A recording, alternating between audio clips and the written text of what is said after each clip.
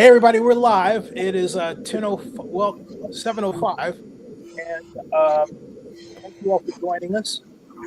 This discussion. Let's. Uh, it's just days away. This is April 8th. The election is officially on the 15th of April, and I want to go around. First of all, introduce everybody. Uh, Clockwise, start with President Christina Croppo. How are you doing, Christina? I mean, Christina. Yeah. How are you doing? I'm gonna go. Yeah, I'm doing Cool. great. Yeah, I'm glad to be here once again on your show. This is live. We're all live. We have some more people. It's not just the two of us, so it's more of a panel discussion. Absolutely. Peter, welcome. How are you? Hi. Yeah, but see, my background, I'm running for mayor with the giant water slide at the lake as my official campaign slogan. Outstanding. And I will skip over Mindy. Wonderful. How are you doing? Okay, I'm doing great. Glad to be having the dialogue. Sorry I can't stay later than 7:20, but it's good to be here and good to be running for mayor of Oakland. Absolutely. And Suze, is your idea a fantastic idea? Welcome. Hey, Zenny. Thanks for hosting us again. It's been really fun to be on your vlog channel. So it's great to see everybody. It's been a long road for all of us, right? And now we're in the final hours. And I want to introduce my friend Orlando Johnson of the Green Party, long time, and who is also on his 30th wedding anniversary. Congratulations. Congratulations. Yay. Hey, so let's start. First of all, what have you all experienced Nation's Brand? And I want to start anybody that wants to jump in and to get it started off, but I'll make it easier. We'll just go clockwise. How about Ms. Grappo to start off? Yeah. What? And then Peter, and then Mindy, and then Suze. What have you experienced along the campaign trail? What have you liked? What have you not liked? How has it changed your view of Oakland and what you will do if you're mayor? It's probably a bit of a mouthful, but I can repeat that. Christina, did You you hear? want me to start? Yes, ma'am. Absolutely. Okay. Well, it's kind of like this. I felt like I was left out a little bit in some of the uh, the major contesters for being mayor, by not having any official television, even mention my name on TV. You know, I there was no picture of me, and then there were runs of negative campaigning, for a mayoral race, against one of my opponents. Hmm. And I just found, it's a special election, and we all have good things to say. We all have good things to bring to the table. And I'd rather it be a positive experience for all of us. So, I think that I've learned to speak to different organizations, try to meet people on their level, as well as come up and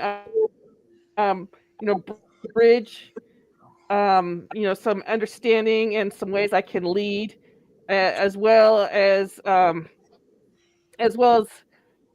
come up with new ideas and innovations to be part of the Oakland mayor uh, term coming up. Peter, you want to add to that? So, for Oh, sorry. I example, didn't mean to. Go ahead. Sorry. Go uh, ahead. I had a number of green. Oh, can I? Yeah. For example, a number of green organizations contacted me, and they all had different questions for me. Some were about the airport, what I do about the airport. Some were, what innovations would I do as mayor? And one of the things that I would like to start off with, because uh, Oakland is one of the first days that comes up. Instead of it being Earth Day, which is the Oakland Mayoral or Oakland Earth Day is April 19th, and that's usually a cleanup day for a lot of different organizations. So, for example, we do a City of Oakland cleanup associated with my church. But I want to take a step further. I want to make Oakland a nuclear-free zone. And I know that may sound a little radical, but I think it would be in the best interest and the heart of Oakland to move forward on such an idea, to keep people united and focused and, wanting to deliver, better surroundings and safer territory for everyone. Peter? Okay. Oh yeah, this is my fourth time running as Oakland mayor, so I know about all these rigged debates, these rigged forums in which they invite a few candidates, and I know probably who's rigging those uh, on the background because, like I told Sue, on the first forums that they went to, it's probably organized by one of the major candidates in the Democratic Party, and the Democratic Party. Now, this is supposed to be a nonpartisan position, but they get into it every single time of rigging this election for their party candidate. So, so I get in as many a times as possible and try to tell people that this is a rigged election, like always, because you can see all these medias condensing around just a few candidates, and they try to portray this race of this or the other candidate, and they're all in the same party. So, yeah, pretty much it. Mindy? Okay. Well, I'll start with what I think is good, and I'll say a couple words on what I didn't like. But I think what is good and what I've learned is to really understand some of the internals of the city and how it actually works. And what I've come to really see in terms of the finances of the city is that it needs a good clean out.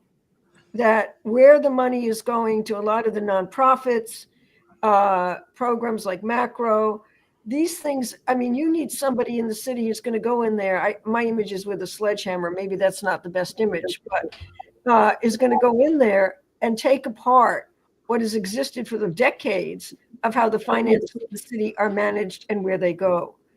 And I've gotten a deeper appreciation of that through running for mayor.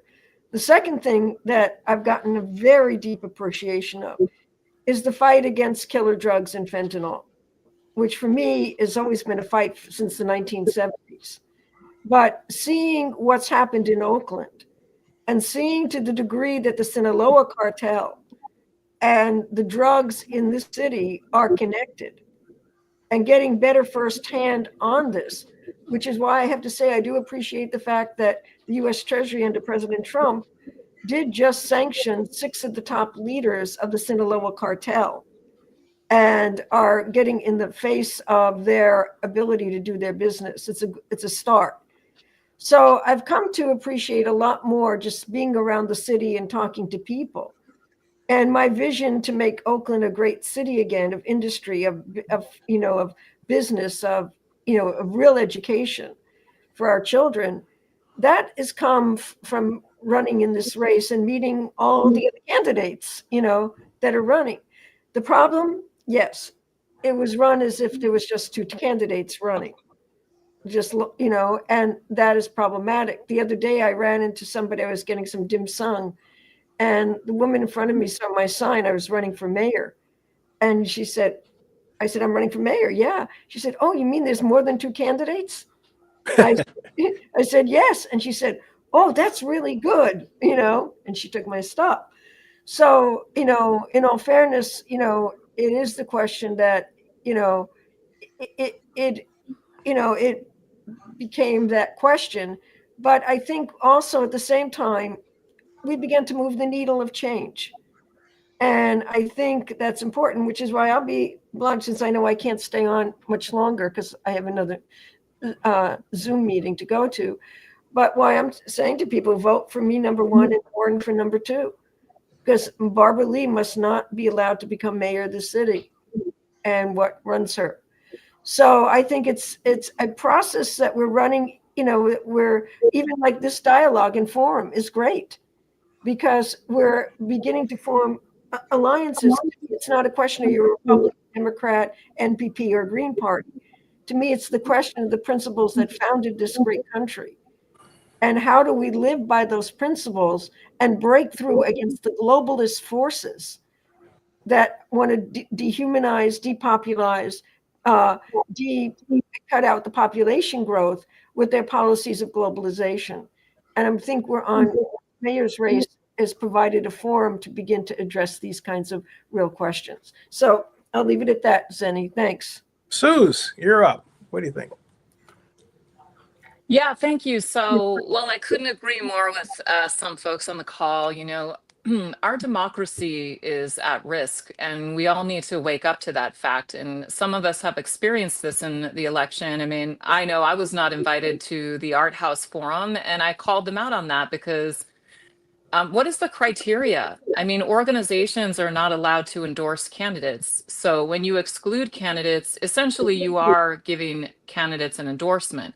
And I think that's important for our city to understand is that, and these organizations, is that especially when someone asks to be included, who is a candidate on the ballot, I think the answer should be yes, unless you can point to a criteria that you're using that's fair as to why you're excluding a candidate from a public forum when you are not allowed to endorse candidates.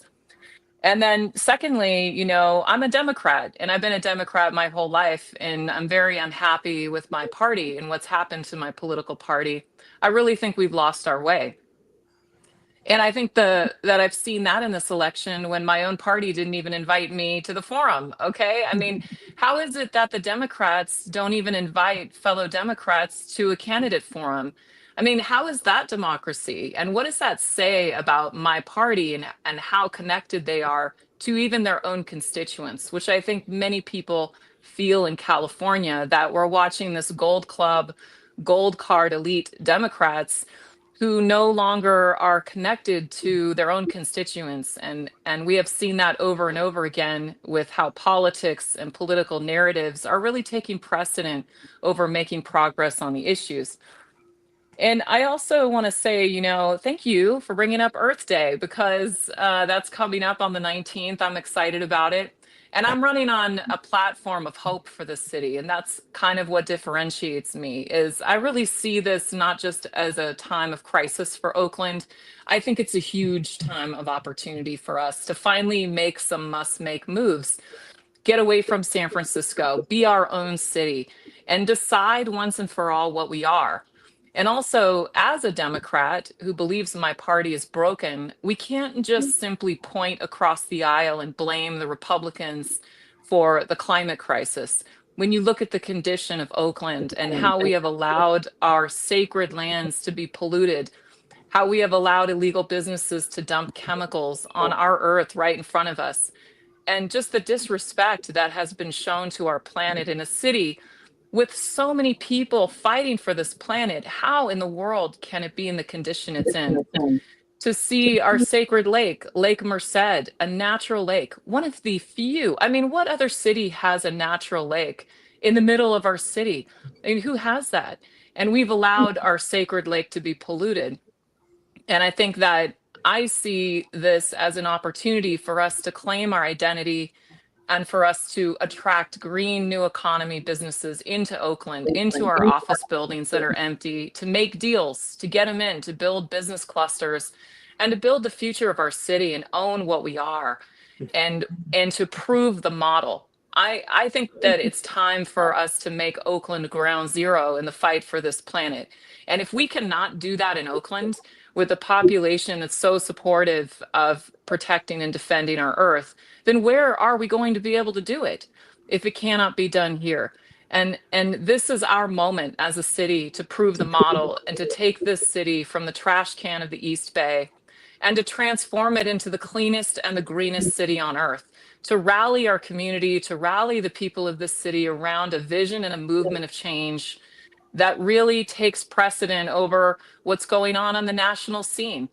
I mean, we have to prove the model. We have to prove that the new economy can work for everyone, for the middle class, for all Oaklanders. And this is our time to do it and to put this planet above politics first. And finally, you know, I'm running on a public safety platform because that's why I stepped in the race to begin with, is the crime and violence that have broken out in my communities and the fear that my neighbors have, the fact that people are imprisoned in their own homes, the fact that we're losing our families.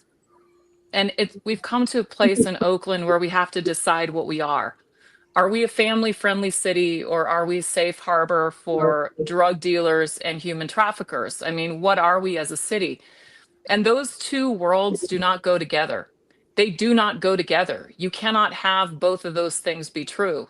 If you choose human traffickers and drug dealers, we're going to lose our families. And that's really what's happening in Oakland. And so we have to be bold and we have to decide what we are. And we also have to move faster.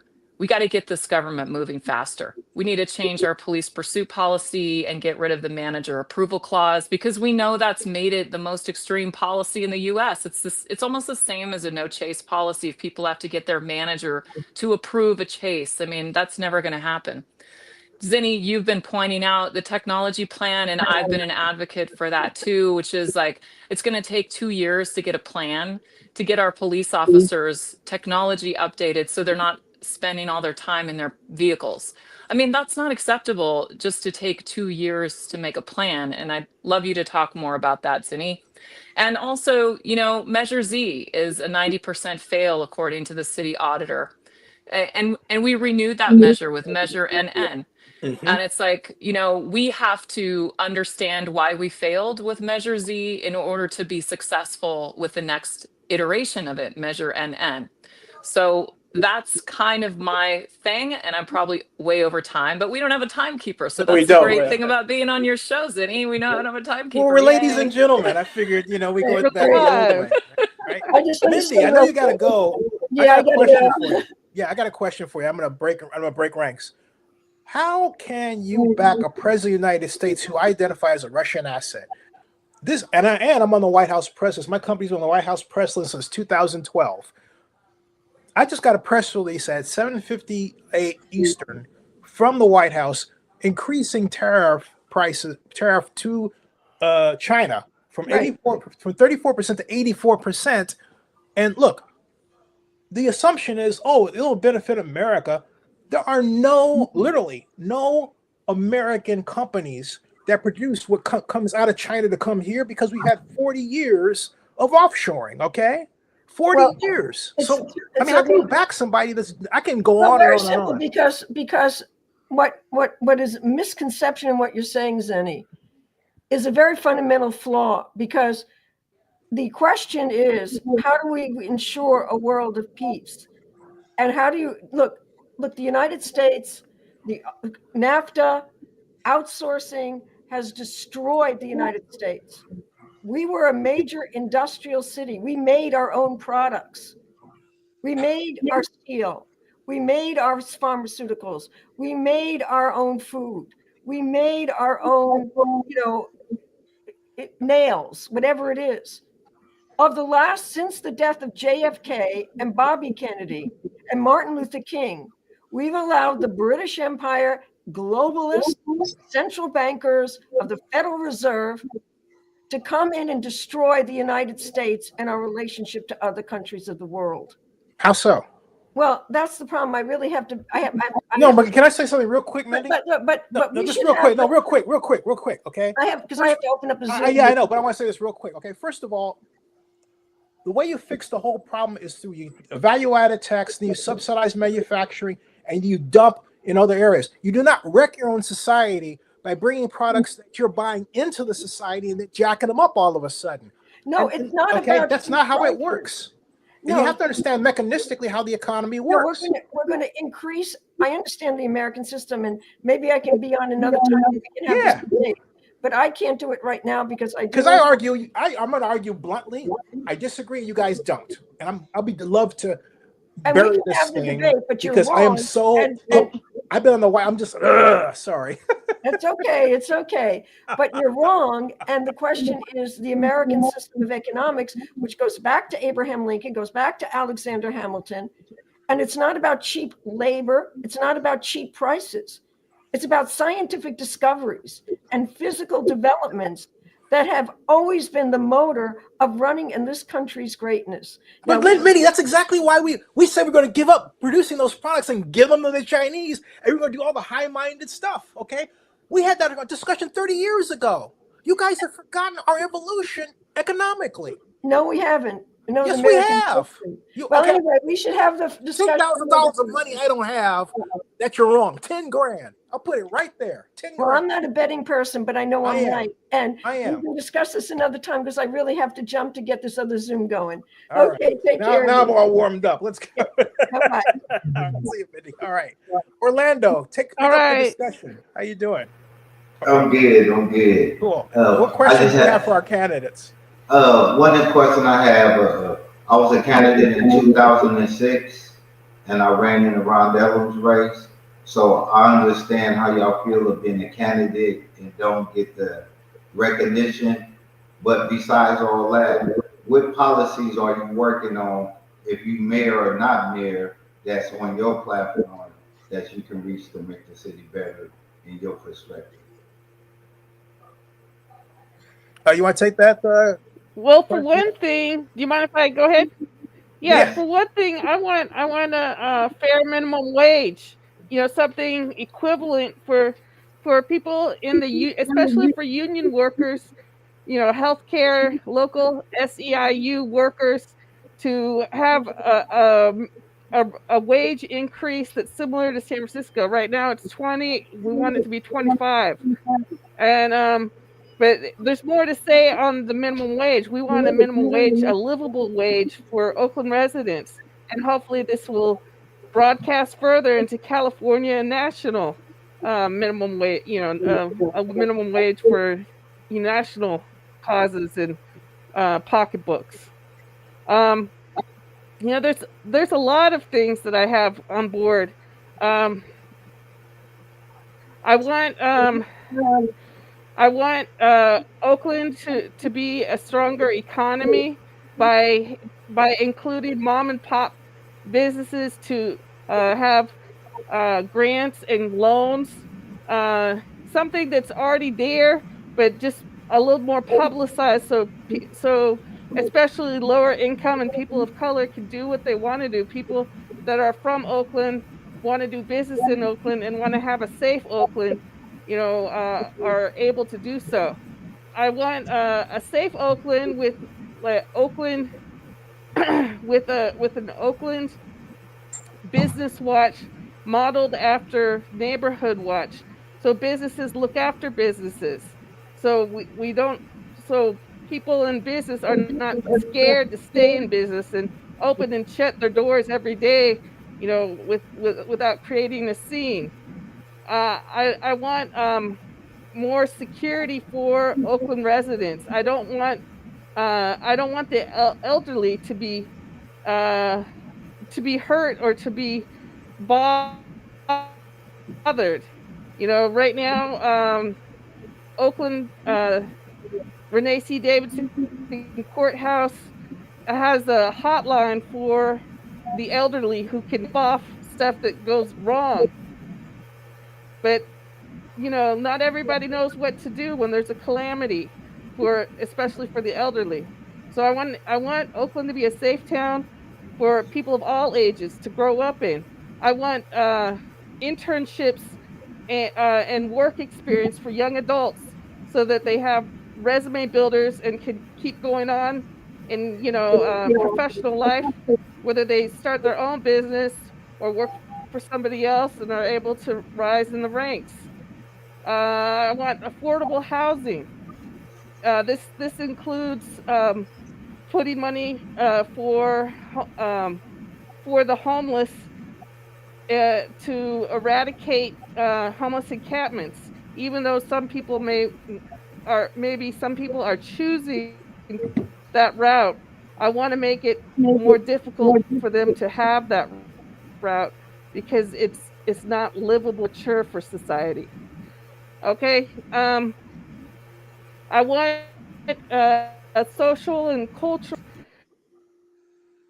We don't need to have vandalism. We can have murals.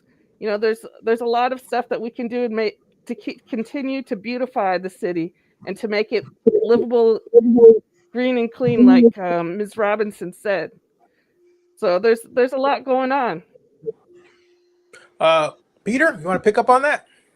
Oh yeah, okay. My platform is to teach people how to be millionaires with my method called CSP5.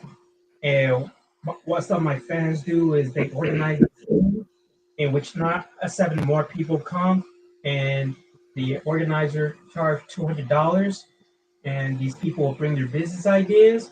So whoever's got the best idea is voted to be a president of a company, and then based on their resume, they're gonna choose who's gonna be a secretary, who's gonna be a treasurer, uh, and then the rest are co-founders. So let's say the winning idea is a bed that's a tube-shaped bed, right?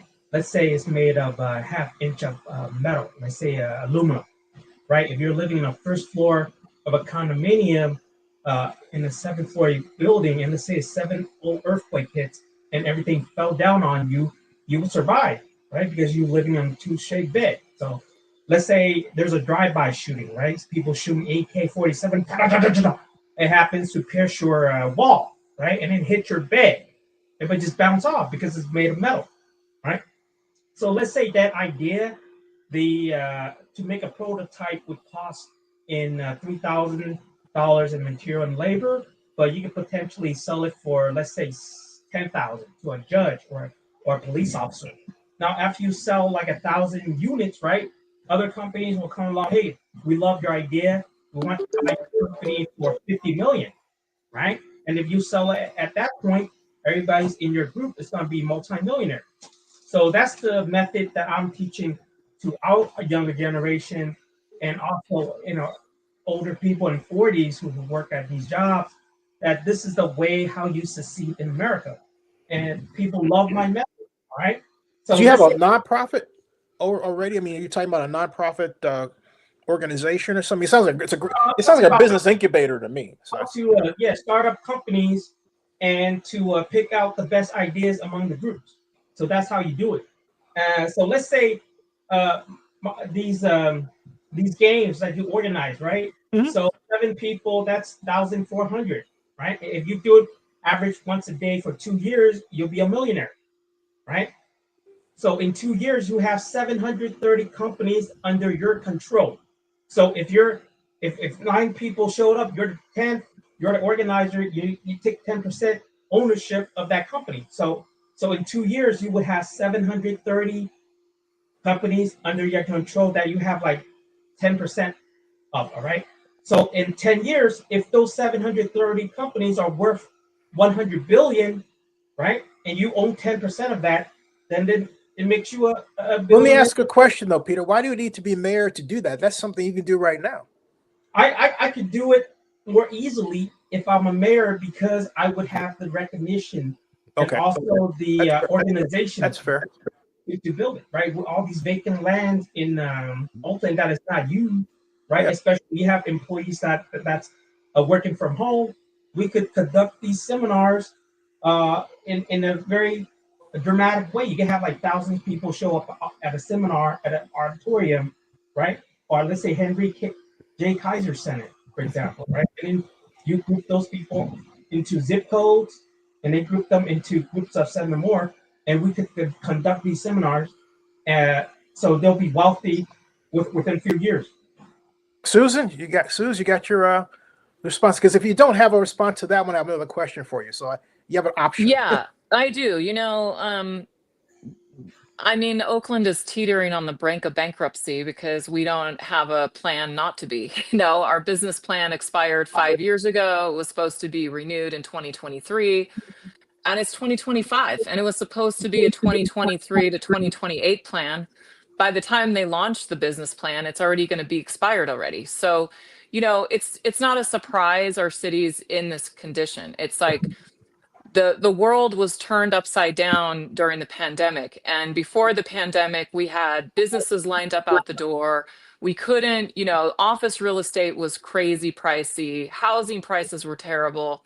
And now it's 2025 and we're in a totally different world. I Yep. mean, we're in the middle of a commercial real estate collapse that's like the second Great Depression. And, businesses do not want to be in Oakland because I'll tell you something. When you look at the tax structure of our city, we have the second highest business taxes in the Bay Area. We're talking about 100 cities that businesses can be in with lower tax structure than we have, or 99 or 98. Why would anyone want to set up operations in our city?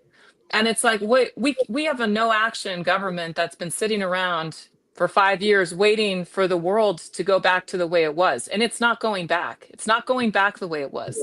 Hey, And Susan, so, I got a question for you on that. I always want to have more of a discussion because here's yeah, my sure. here's what's bothering me. Okay, I mean, it really is bugging me. We lost 3 sports teams, and it doesn't seem like anybody can make the connection between the fact that our newest Marriott didn't pay in default, is about to default on its loan. That's the new one, right? Not the first one, but the newest one is about to default on its loan, and yet we got rid of the Warriors, didn't fight back, didn't even, hey, file a lawsuit saying, hey, this is economic tampering, economic damage, which we could have done. Then we let the Raiders go, and then of course now the A's are gone, and we literally have let these organizations go with not only their fan spaces, but they bring other teams in, which means they bring their fans, which means they bring in what? Money, right? All that's gone, and we stupidly say, oh well, these places are closing. It's because of our business climate. It's because we got rid of our exports. We got rid of the teams that are bringing people in, and we think we haven't even made the connection. I'm thinking, are we brain dead or something? I'm just Yeah. asking. Yeah. Well, I tell you, Zinni, I actually was at an event over at the Claremont a few years ago, and it was, the Oakland A's was there, and it was like they were a huge customer of that. And that hotel's like on the Berkeley Oakland border, kind of. And that's just an example when I was over there of all the players, and it's not just the fans and everything, it's the players and all the executives. Like, these are huge business operations. So they have like the team, and then they have the business at the office. And it's like just understanding how much that business meant to that one hotel. You can imagine the impact to the Marriott, the convention centers. And what's really sad about it is like it's another case where politicians are more interested in like, well, what is popular? Well, they're not creators, they're not leaders. A leader sets a vision for the city and drives towards it and brings people with you. And what we have in Oakland are people that just chase the headlines and whatever's popular. And the fact is that like, professional sports does have responsibility in that the Raiders really soured public opinion and just the whole way they conducted themselves, the debt they left the city. And unfortunately, we didn't have good leadership in Oakland to change the sort of dynamic, because the A's are not the Raiders, so we have those different problems. But I think, the public doesn't always understand these issues, and they don't always believe in what they're hearing from business or government. So leadership is sort of, first of all, building trust and getting to a place where you have credit with the public, because so often people are lied to, with propaganda, with people lining up around a certain narrative, even though it doesn't really 100% align up with what's true. And I think that breaks trust with people. And so if, it's an unfortunate, sad affair in Oakland where I think the public soured on sports, and then politicians weren't willing to lead because they didn't have those headlines. They didn't have the media with them. They didn't have the things with them that they like to have. But see, And we just, here's where and you guys can break in. Christine, Peter, Orlando, y'all can break in too, because you say the public soured on sports. If I go to the Athletic, the place is packed with people watching sports. I mean, so if they really soured on it, people wouldn't be going to bars to watch sports that are not going on in Oakland. And yet I they're think used what to I it. mean is the business side, Cindy. You Well, know, these Okay. Oakland can it's still. hard to build a stadium, right? Like it's a huge, expensive affair. And even in the Sacramento, they almost didn't build the Kings that stadium, you know. They had to have really good leadership to get that thing done. And people who were willing to fight for that, you know, and fight for through all the obstacles. And I just don't know that we had that in Oakland. Yeah. Maybe Christina, you you're going to disagree say with something. that. Yeah. Sorry. Christina, you're going to say something. I heard you. Yeah, I was just gonna say, no, while you know, our sports have, you know, have left us, we still have teams close to home. That means there still can be tourism. That means we still have a lot of restaurants that are in, that people like to go to. We have, you know, bicycle boating, yeah, Lake Merritt. We have kayaking along the water, along the shores of Jack London Square. You know, there's stuff, there's nice stuff to do. There's, you know, there's nice places to go, and you don't have to spend a lot of money. And tourism can still find its place alongside of pro team I, sports I got to within clarify. the I'm Bay not putting, Area. right. I'm not Although putting down my, Oakland doesn't right. dominate the. I'll keep that in mind, Christine. I want to come back to what What you're else saying. I was going to say is, Yeah, sure. we should also look. Okay, okay. Go ahead. Go ahead. Oh, yeah. What I was going to say, I want to clarify something. I'm not putting down Oh, the I city, was but I'm just going to saying, say. go ahead. Okay, I was just. Go ahead. You go. You go. You Yeah, go. I was just gonna say that we still have, we can still have a musical presence. Oakland can be known for the musical life.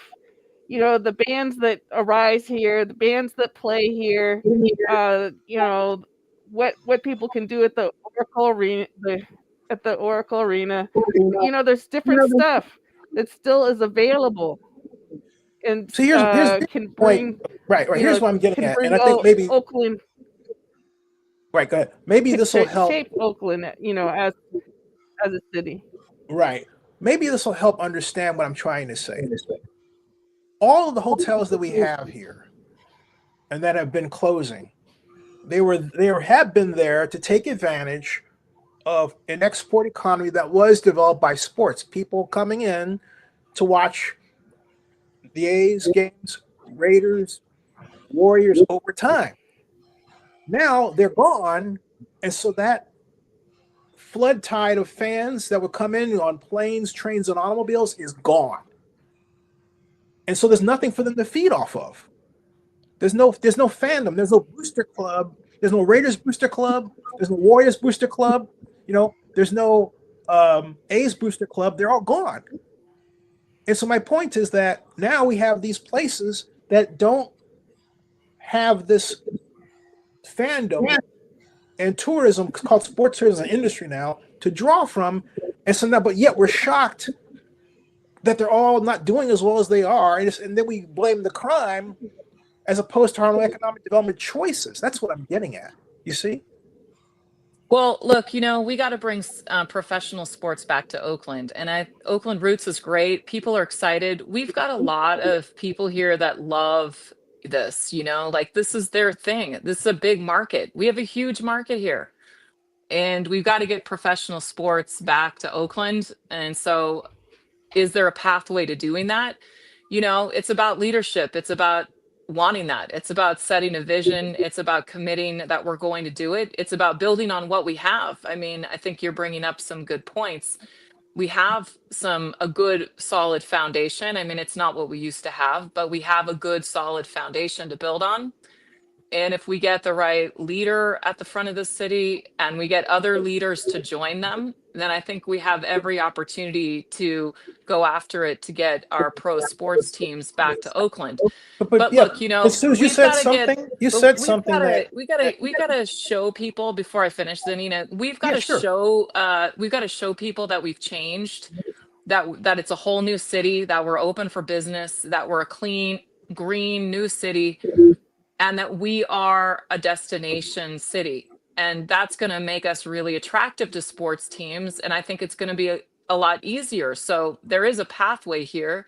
And it starts with fixing our foundational problems and making our city attractive again so that it will be a no brainer to get our sports teams back. But Sus, here's something that you said something that made me want to ask this question of everybody. Peter, Orlando, too. Orlando, jump in. My question is this: is it that we really want a smaller Oakland? Because Susan just said these things are expensive. You're right, they are. And I was thinking maybe we have an electorate now that just doesn't care to have it in Oakland. Is that true? One thing I would suggest is to upgrade our parks into unique theme parks. There's 10 sizable parks in Oakland that could be turned into entertainment theme parks. Like, let's say, for example, the Diamond Park, which is very big, and it's enough to put concert venues there. For startup, let's say bands or artists or comedy clubs. And because the Coliseum is too expensive for those, new startups so the park would be able to facilitate them to a level in which they could afford, let's say, the Coliseum level. So every these sizable park could be auctioned off to a company in Oakland, and they could sponsor like all the theme parks. They could sponsor it, and in return, they get their naming rights for that park, and that would alleviate some of the tax that goes towards to these parks, right? So if the corporate is handling it, and we gave them naming rights, and let's say they draw in tourists, and also we give jobs to the locals, then that would boost the economy. So if we have like 10 parks, unique theme parks, and we're drawing, let's say, 50 million tourists a year, any sports team would be interested in coming back to Oakland, right? See, somebody, look at this. Somebody not from here coming in and throwing trash. I disagree.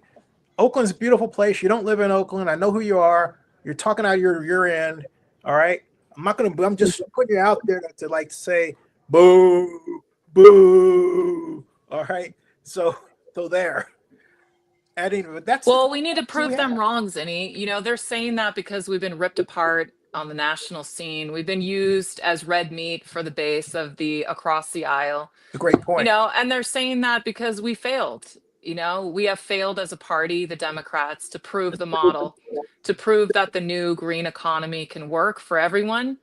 And we cannot allow our planet to be trashed to the level that we have allowed in this city and call ourselves protectors and defenders of our earth when these are our sacred lands. I mean, the land beneath our feet is our sacred land, and that's Oakland. And look what we've allowed to happen to our treasure.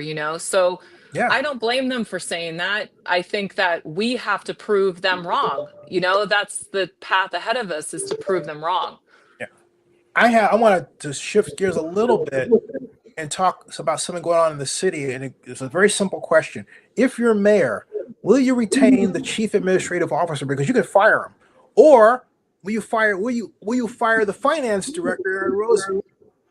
Because Aaron is in the sights of a number of people because she's made a number of changes on her own, didn't get bond issues out when she should have. But hey, doesn't she work for the chief administrative officer? And didn't she get hired by, Shang Tao through the chief administrative officer? So what say you all on this? Which, if we can straighten this internally out, maybe we can do the external too, right? Anybody? Well, Bueller? look, I'll jump in here. Yeah, And sure. Thank you. First of all, as a leader, I wouldn't be firing someone until I understand what's really going on, because, you got to get on the inside of these issues. You got to spend a couple of weeks observing, talking to people, getting down deeper into like what's actually going on here, because you've got to figure that out. And it's like, I believe in tracing these problems down as deep as you can go, because then that you're going after the right solutions. And that's the difference, I think, between a good leader and a politician. Politicians are going to do things to make it look like they're doing stuff, but a real leader is going to figure out what in the hell is going on here and go down deep. And I think there's been a lot of firing and a lot of this and that going on in Oakland, and the truth is that it hasn't made a difference. So, and you don't want to fire somebody and not have it be justified. You know what I mean? And so it's like, Personally, I think there's many structural problems on the inside of our government right now. Some of it we've talked about with Spur and the strong mayor model versus the council manager model. But outside of that, we have some challenges with the way that the workforce is designed in government. And part of this is the unions, but it's actually not their fault. It's government and unions being old institutions. And the workforce has been very disrupted by artificial intelligence. We cannot work in silos anymore. We can't work the way we used to work. Nobody can. And it's going to be even worse for our government because they don't really cross pollinate very well. And they're not a very fast, modern structure. And the other thing is like, we have to blast through obstacles that prevent us from modernizing with technology. People don't want their money spent on human capital and jobs that can be done by machines. We need jobs that are out in the field. So we need to reduce administrative and operation overhead as much as possible with technology and modern solutions. And believe me, it's a wreck in the inside of Oakland. I mean, I've been astonished at just some basic things you would think that our city would have in place that they do not. So I'm anticipating, if I was to be so fortunate as to get on the inside of this city, a lot of opportunity to get, to really restructure and clean up. But I think that is the future of the workforce. It's like we want people out in this community. We need a government who deploys as much resources as possible to addressing these problems in a way that actually impacts the problems and grows a good community. And I don't think, having a bunch of office workers I think people would rather, if we didn't have those resources in the field, even with some of our community policing positions, which some of them have been cut. But the feedback has always been, hey, those people need to set up a table in neighborhoods and they need to be there visible out where the community is, because their task is to coordinate volunteers in neighborhoods, right? And so we got to get the government out of this silo mindset, because they've really gotten out of touch with what's going on in this city, I think, and kind of like get the government modernized and get these positions out there. And I think to an extent that was the attempt of macro. And a lot of people look at the numbers and they want to cut macro, and yet there's a lot of resistance from the community to cutting macro, right? And so you have to balance, kind of like, we are in a place too where we have to kind of figure out, well, what is the value out of the program?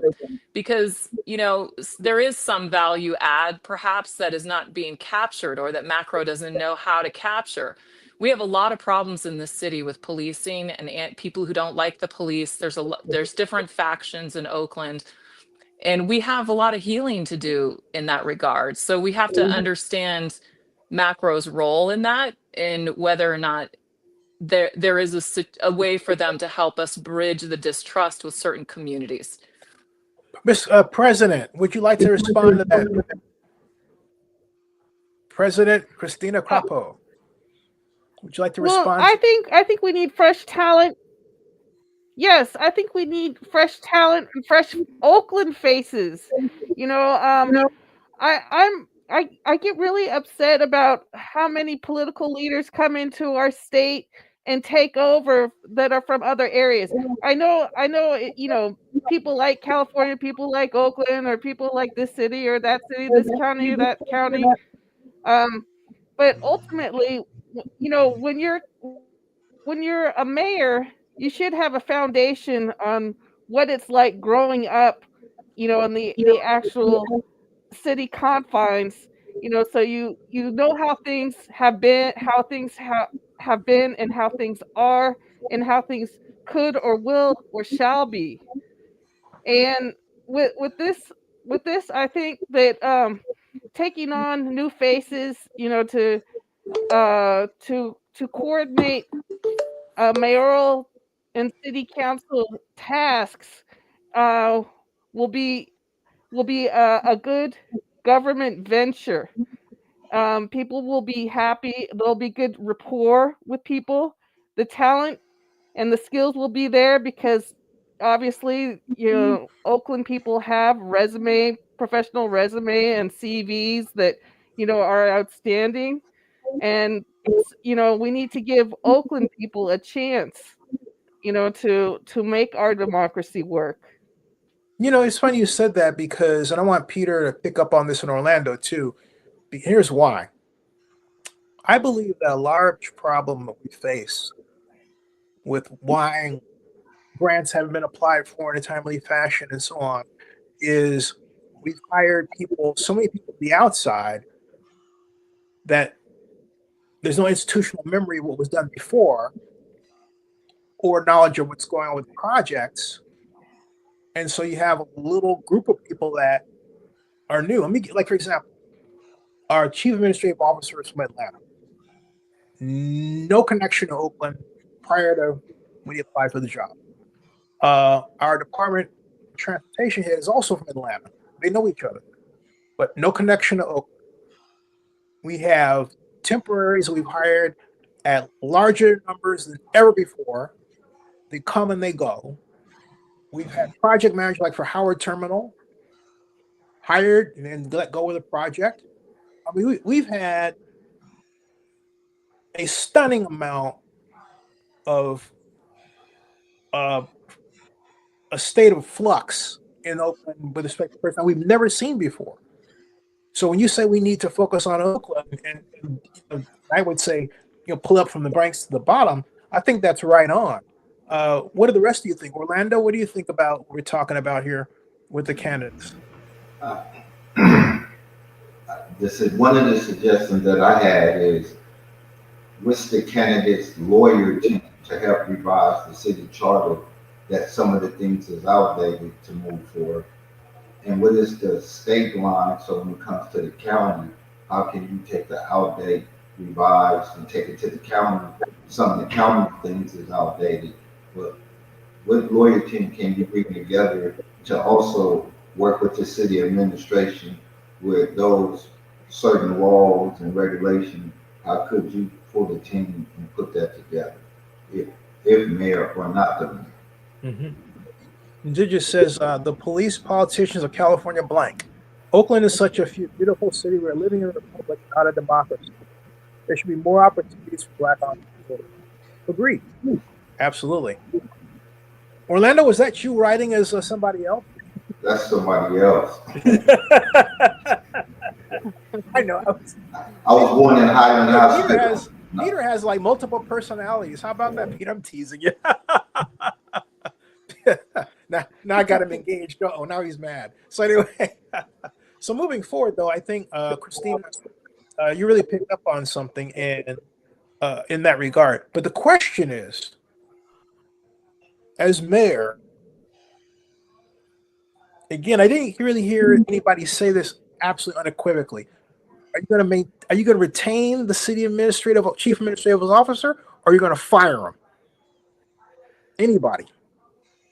But Zinni, what would be the reason? Appoint a new chief.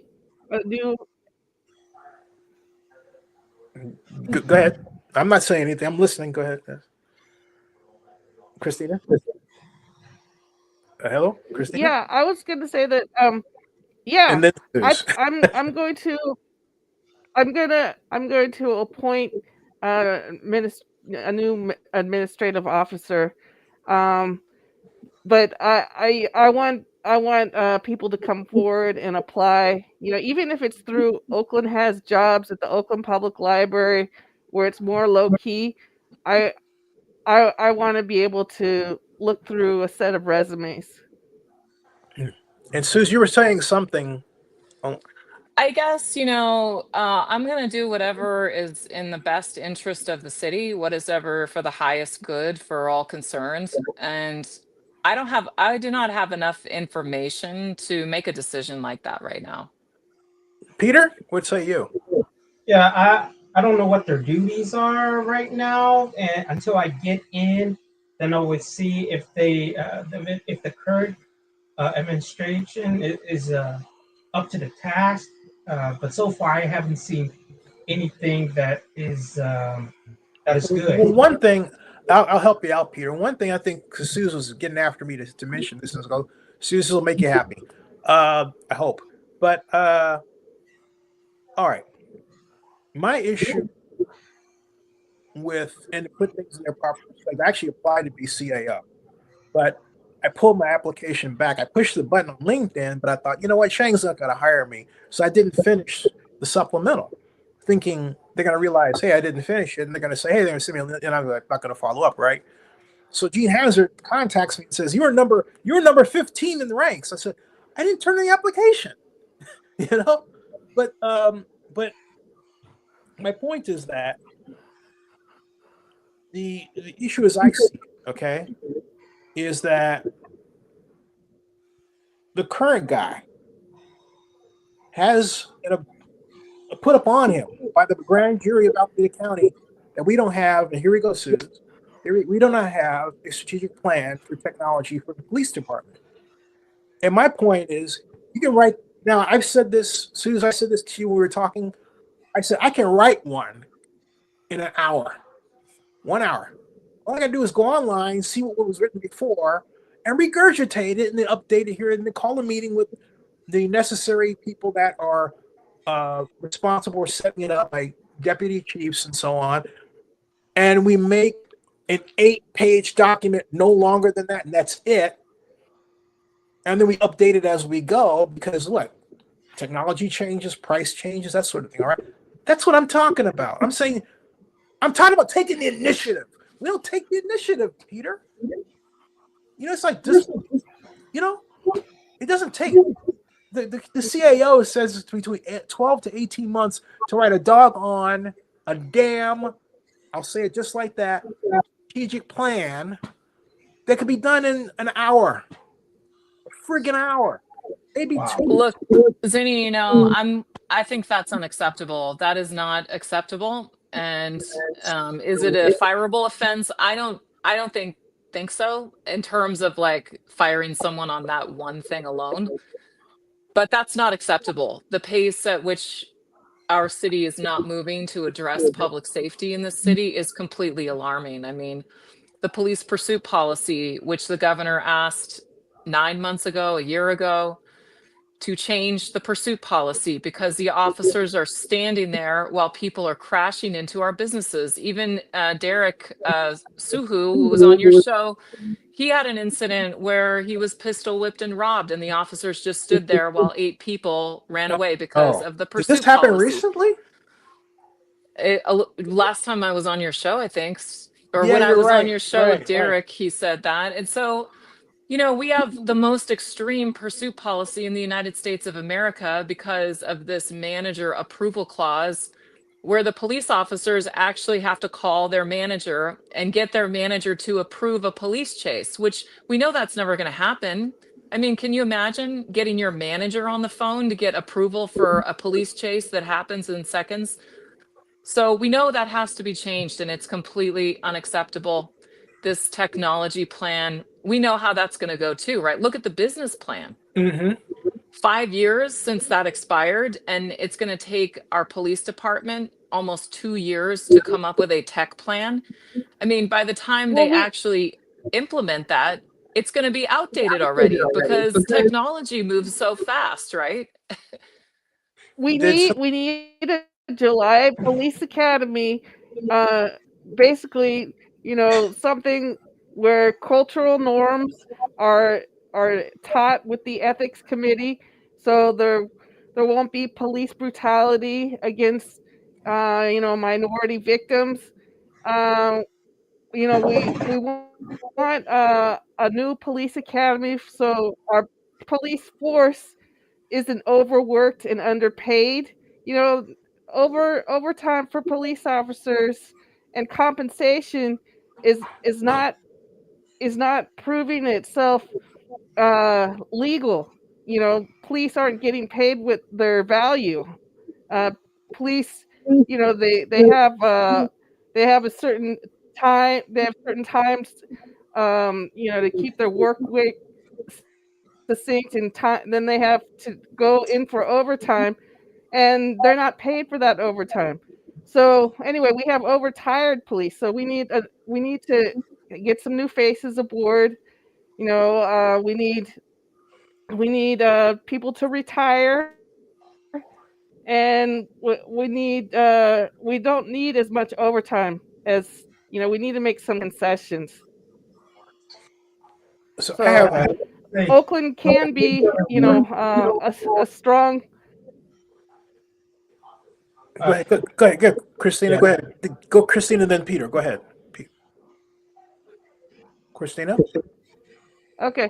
Anyway, yeah, I think by having a new July Police Academy, something that comes up right away with the new mayor, it comes in new, everybody's new, fresh face, fresh police.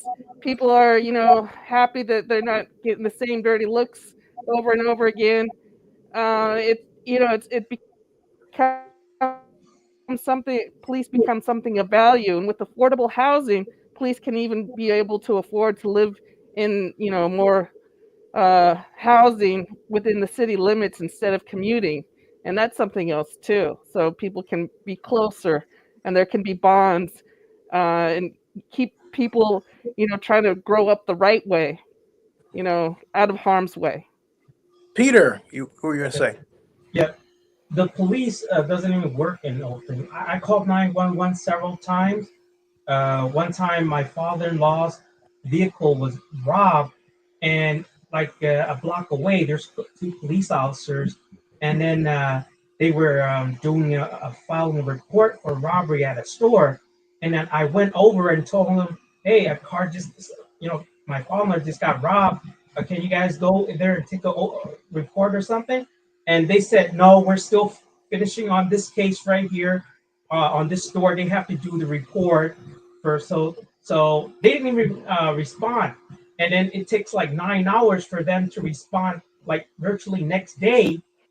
And then they have officer went to our house, which is not the crime scene, to take a report. I mean, it's kind of weird. Like, Yeah. so what I would suggest that Oakland should have is like each officer would create a neighborhood watch of armed volunteers of 725, so that these militias, which is inside the U.S. Constitution, the Second Amendment, they used to be the police force. There's no like police mentioned in the Constitution. What they mentioned is militias, and these people would be organized militias, and they would handle their neighborhood's problems, like if it arises. So let's say if there's let's say incidents of vernacular, let's say robbery, then you activate the militias. If a person called 911, then they will activate the militias around that neighborhood, and they will able to help identify if there's any victims to help them. And that's what the Minutemen, quote unquote, would have done, right? So also, if there's evacuations, if there's fires happening in the hills, you call the militias, and they'll be able to evacuate the people safely. Whether but if you call 911, if there's a fire happen, there'll be no response from the police, right? So this way, it would alleviate some of the duties of the police, so the militias could handle it. Also, if there's, let's say, potholes in the neighborhood, the militias would be effectively could handle those cases, and they could just build a city. That would be more effective than having the what's called a transportation unit going out, various city areas. We just have it localized, and the militias could cure those small problems. Like, let's say if there's illegal dumping, for example, Mm-hmm. the militias could handle those, debris, and then they'll just build a city for it, and it would be a more efficient way to go. Yeah. Well, I know we've gone on for an hour, and this has been a great discussion. And what I want to do though is I want to have another one of these because hey, Susan, what do you think about? We're going to have one more of these during the campaign or after, or what do you think about that? Because you're and everybody else can weigh I in. But mean, it was her idea. there's So. a couple of options. I think we should definitely debrief after, and I think we should talk about like we'll have a lot to say after the results come into the election on what's ahead for Oakland. There is election night coming up, so I don't know what everyone's doing for election night. I don't think we're going to get the results in election night. It What are just you takes a doing? long time. What are you doing? Well, I do have some friends coming, but it is tempting, right, to have like an election night circle Party. up, right? I Party. know. Maybe we could just log in for like a half an hour or something Yeah. and talk about like, hey, this is it, right? Yeah. Come on back here election night, everybody. Yeah.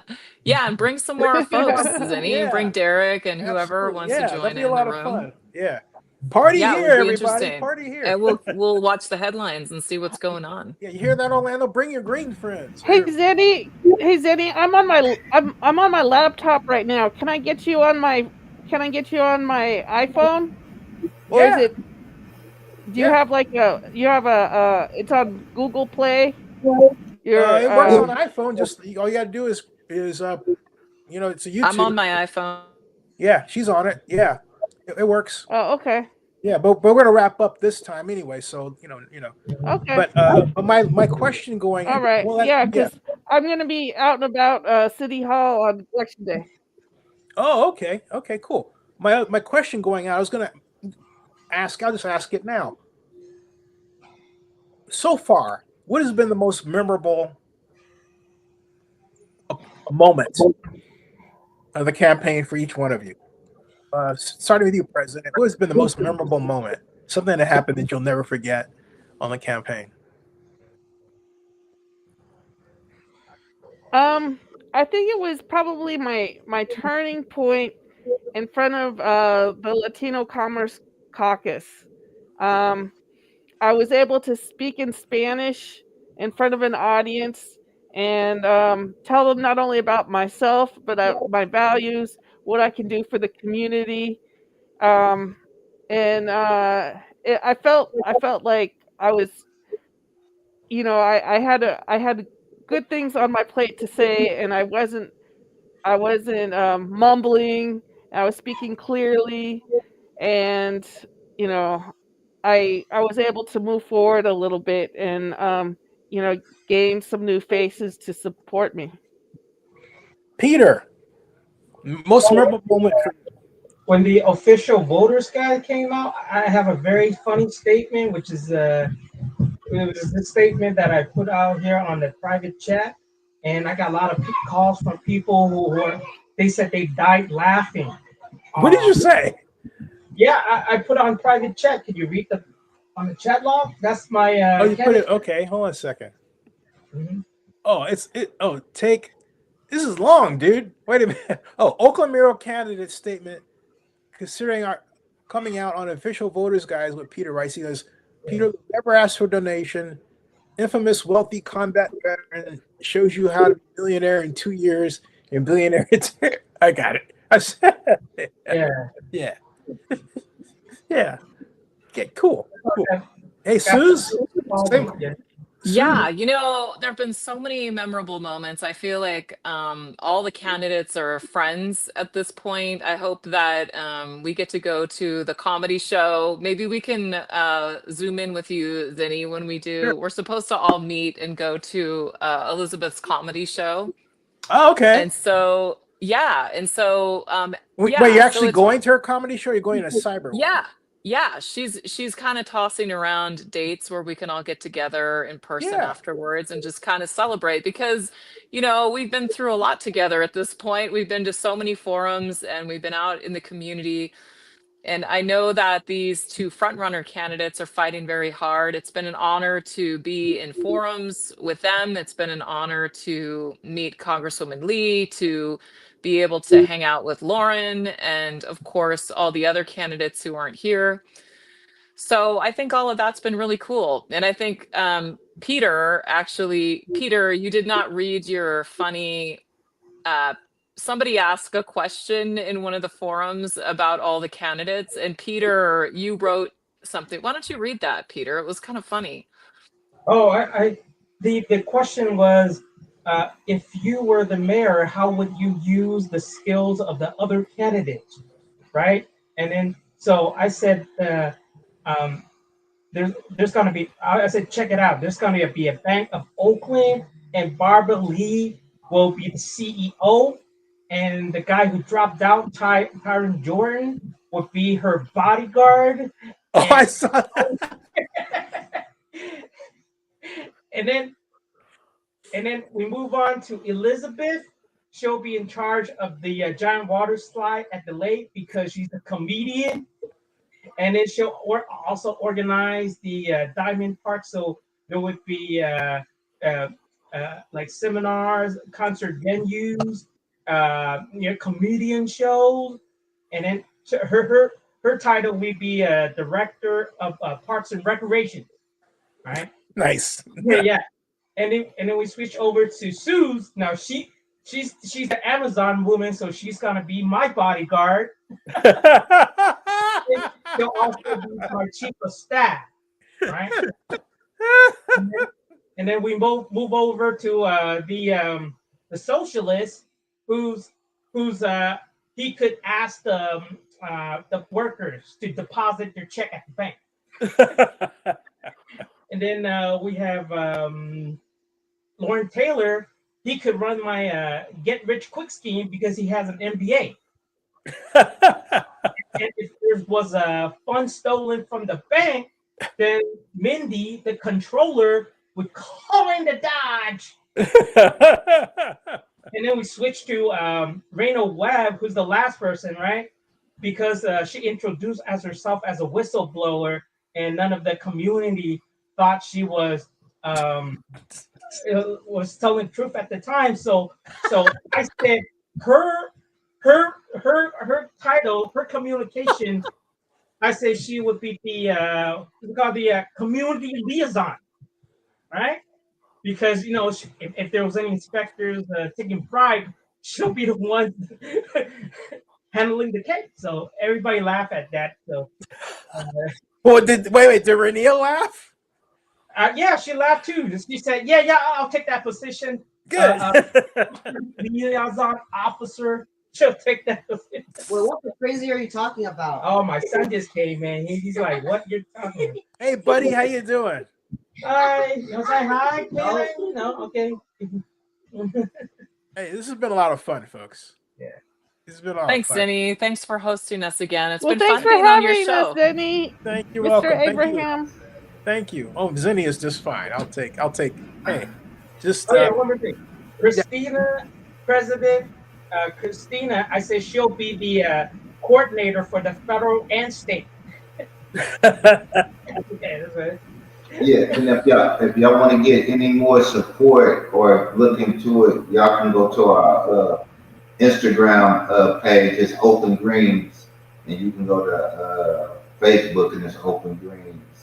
Folks, I For encourage. Alameda County Council, so I got some of y'all questionnaires, so I understand. But I think it, like you said, Susan, if people have your attitude and just keep moving forward. I've been doing this over 25 years.